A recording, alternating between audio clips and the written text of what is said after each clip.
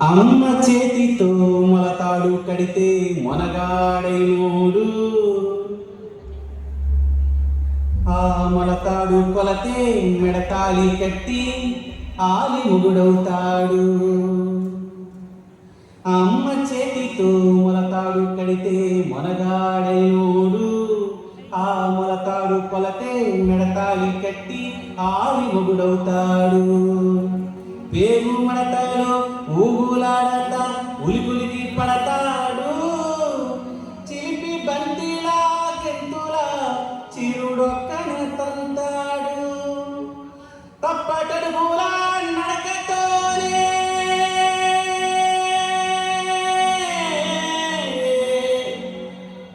తప్పటడుగులా నడకతోనే గొప్పోడినంటాడు. మట్టిలోన కలిసిపోయేనాడు తలకొరివి పెట్టంగా వచ్చాడంటాడు. తలకొరివి పెట్టడంతోనే బిడ్డ తన రుణం తీరిపోయింది అనుకుంటాడంట. కానీ అమ్మ అలా అనుకోదంట. నేను పోయినా నా బిడ్డ చల్లగా ఉండాలని కోరుకుంటూ అమ్మ ఎంత తాపత్రయపడుతుందంటే,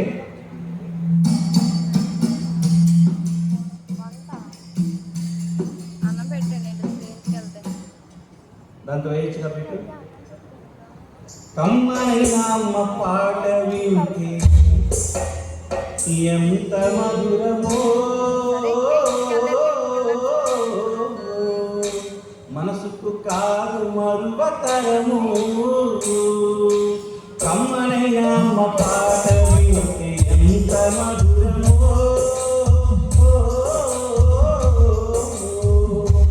మనసుకు కాదు మరువతరము. తల్లిగా పాపిలో ఉన్నప్పుడు రెక్క ముద్దయి ఎదుగుతున్నప్పుడు బ్యాండ్ అండ్ ఆఫ్ చేయండి. అసలు ముట్టుకోవద్దు, స్విచ్ వైరు ఇన్స్ట్రుమెంట్ ఏది ముట్టుకోవద్దు, సరేనా? ఆఫ్ చేసి. తల్లి గర్భాగ్నిలో ఉన్నప్పుడు రెక్క ముద్దయి ఎదుగుతున్నప్పుడు, నవమాసాలు నిండుకున్నప్పుడు, అమ్మ ఎగనీరు కడుపునుండన్నప్పుడు. అమ్మ 9 నెలలు నిండిపోయాయి, ఇంక నీ కడుపులో ఉండలేనమ్మా అన్న రోజు అమ్మ నిన్ను బయటికి తీసుకొస్తుందంట.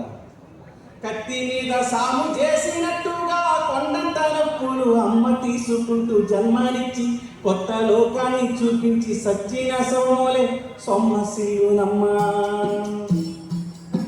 ఆ అమ్మంటే ఎంత గొప్పదో బ్రహ్మకైనా వర్ణించవసమౌన. ఎన్ని జన్మలున్న కవులు కలములు అమ్మ ప్రేమను రాసిన కరువున. పొద్దు పొద్దున లేచి నీ నామము తలచి నిన్ను పూజించిన నీ రుణము తీరునా అమ్మా. కమ్మనైన అమ్మ పాట వింటే ఎంత మధురమో, మనసుకు కాదు మరువతరము. పొద్దున్నుంచి మనం ఎన్నో పనులు చేస్తూ టైర్డ్ అయిపోయాం.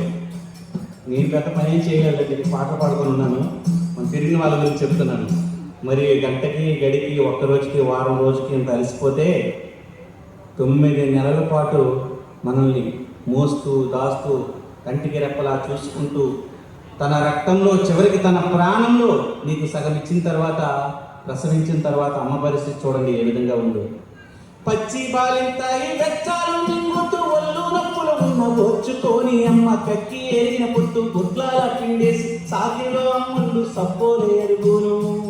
చిన్నపిల్లాడిగా ఉన్నప్పుడు నీకు సేవ చేయలేక అమ్మ శరీరం సబ్బులా ఎరిగిపోతుందంట.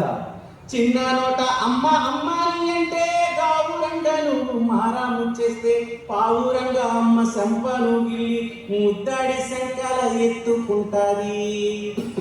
రత్నమా మెరిసే ముత్యమా నా బంగారు తండ్రిని అంటది. కూర్చున్నా నువ్వు పడుకున్నా రామ బంటోరే కాపల ఉంటది. చందమామను చూపి గోరు ముద్దులు పెట్టి జోల పాడి అమ్మ పండుకోబెడతది. అమ్మా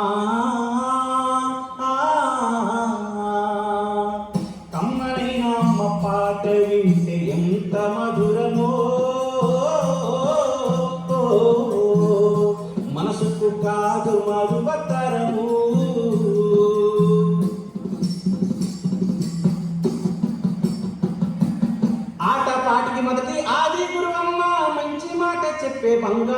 అమ్మ, ఆటకి పాటకి తొలుగురు అమ్మే.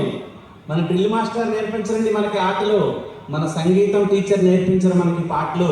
చిన్నప్పుడే అమ్మని ఇలా ఎత్తుకొని రాయరాయి చందమామ గోలుకొండ వెళ్దాం గోధుమ తిద్దమంటూ లాలిపాట నేర్పిస్తుందంట నీకు.